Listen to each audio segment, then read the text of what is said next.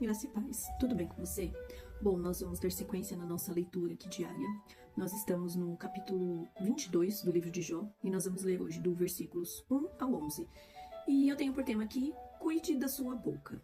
Ele faz início seu discurso determinado a fazer Jó se arrepender de seus supostos pecados. Nós vamos ver 3 trechos aí de ele faz, né? Primeiro, ele culpando Jó de pecados inexistentes. Depois, ele faz acusando Jó de seguir o conselho dos ímpios.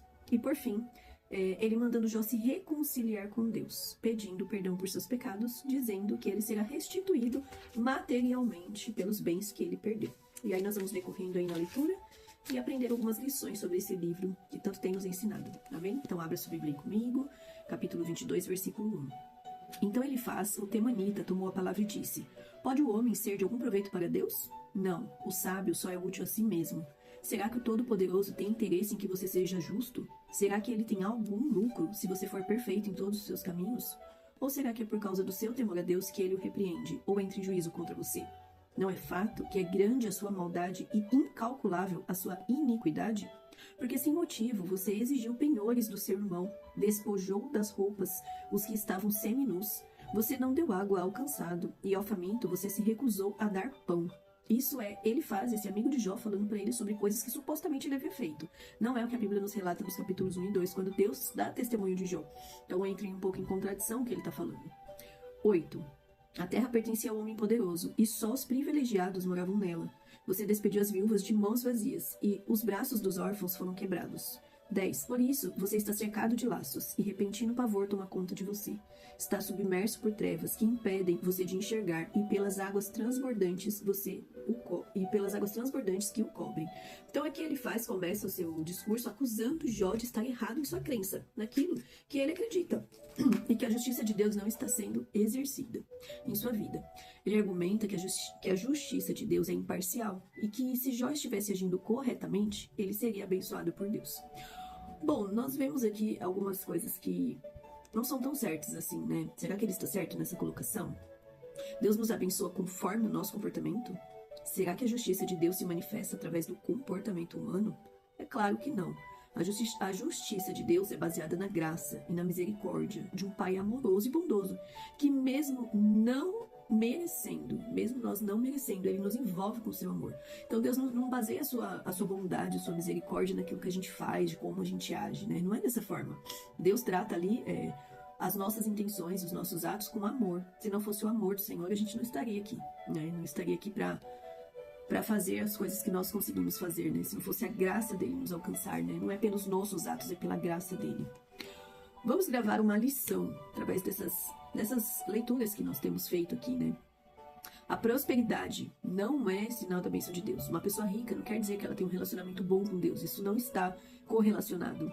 Assim como a adversidade não é um sinal de desaprovação de Deus. Então, ou seja, se a pessoa está passando por um momento bom financeiro, não quer dizer que ela está necessariamente vivendo uma vida com Deus, assim como se ela estiver vivendo uma vida ali de provações, de dificuldades, também não quer dizer que ela não está vivendo com o Senhor, né? Nós temos que colocar isso na nossa mente, fixar isso muito bem, porque viver com o Senhor é muito além do que ter bens financeiros. A gente tem falado aqui sobre prosperidade, né? E a prosperidade não é riquezas, não é você ter bens, conquistar coisas, mas sim ter uma vida em paz com o Senhor. Embora ele tivesse ali, né, boas intenções em corrigir Jó, as suas acusações não foram baseadas em evidências concretas. Então ele fala aqui sobre várias coisas, né? Que ele exigiu penhores dos seus irmãos, despojou roupas, não deu água ao cansado e ao faminto, não deu pão, que ele despediu as viúvas de mãos vazias, que os braços dos órfãos foram quebrados. São acusações sérias, né? E o seu entendimento sobre o agir de Deus estava super limitado. Então ele acredita ali que a pessoa está sofrendo, ela está afastada de Deus, e a pessoa está bem, ela está com Deus. E não é assim, a gente sabe disso, né? Fica uma lição aqui para nós. Quando formos tentar ajudar alguém, precisamos ter um entendimento completo para não causarmos mais dano do que ajuda. Esses 3 amigos foram até Jó na intenção de ajudá-lo, e nós vemos aqui, conforme os discursos que nós temos lido, que eles mais atrapalharam o processo do que ajudaram. Eles não estenderam a mão de misericórdia sobre a vida de Jó, mas sim um dedo de acusação, e nós possamos aprender com isso. Imagine se Jó tivesse tomado como verdade as acusações que ele tinha ouvido. Como estaria se ele não tivesse a sua fé firmada e o seu caráter convicto na verdade de Deus? Então imagina como que seria. Nós vamos ver no decorrer aqui da história, Jó sendo restituído, né? das coisas que ele havia perdido, tendo seus filhos ali novamente, né? Não os filhos que ele perdeu, óbvio, né? Mas ele acaba tendo mais 10 filhos e Deus restitui ele, né? Mas e se ele tivesse dado ouvidos a quem chegou a ele naquele momento para falar com ele, né? Então nós temos que estar muito pautados da palavra do Senhor. Como eu tenho falado aqui, nós temos que nos revestir da palavra mesmo, né? Encher o nosso coração, a nossa mente, nossa vida com a palavra do Senhor. Ele afirma que é irracional pensar que Deus puniria um homem inocente. A visão dele sobre Deus é tão limitada que ele só acredita que Jó pecou e por isso sofre. Nós sabemos, né, diante das nossas leituras, estamos já no capítulo 22, nós começamos no capítulo 1, e nós vemos ali Deus apresentando Jó, né, a Satanás, e ele dando testemunho de Jó. E nós vemos como esse homem não havia pecado, né, conforme aquilo que a gente foi lendo aqui, né. Deus pode permitir que venhamos sofrer por muitas razões, nos testar, ensinar e nos levar a depender e confiar somente nele.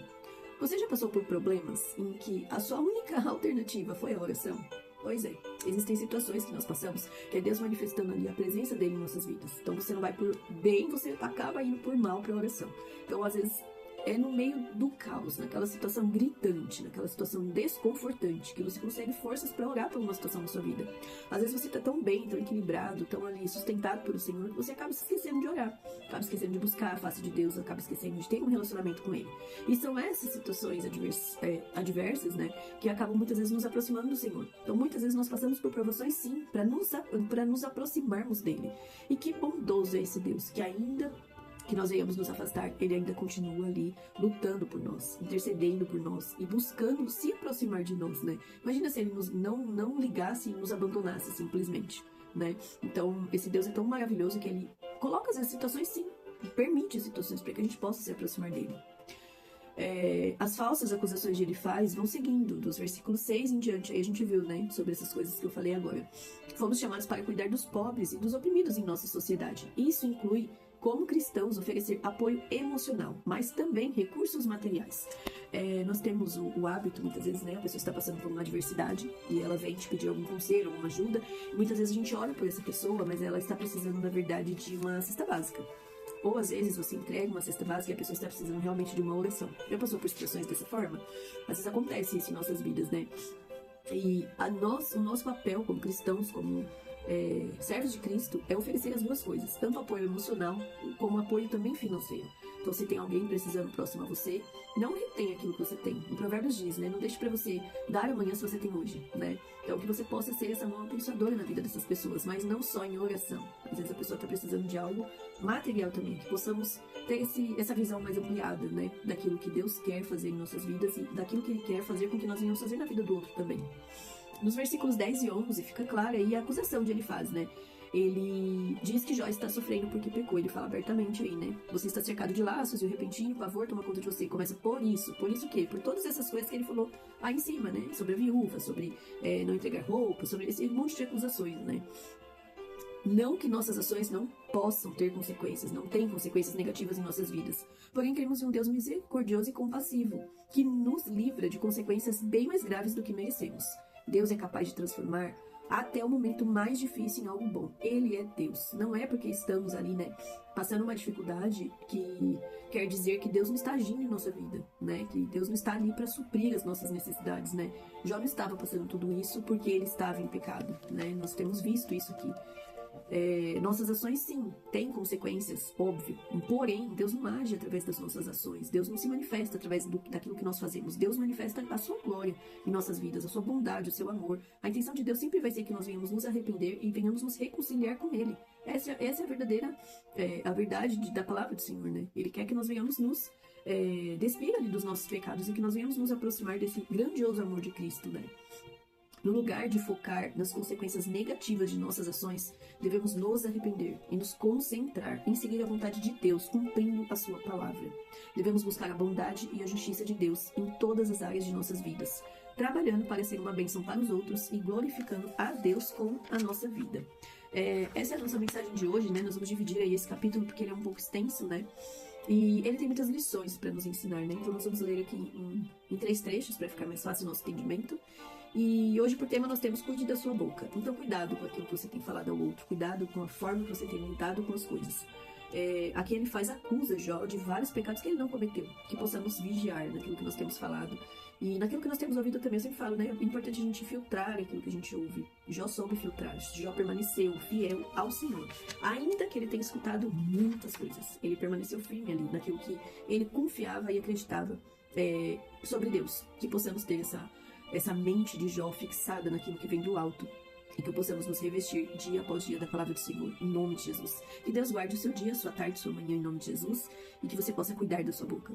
Isso é muito importante, que tenhamos palavras de bênçãos e não de maldição, para a glória do Senhor. Que possamos estar aqui novamente para ler a palavra do Senhor, em nome de Jesus. Deus abençoe.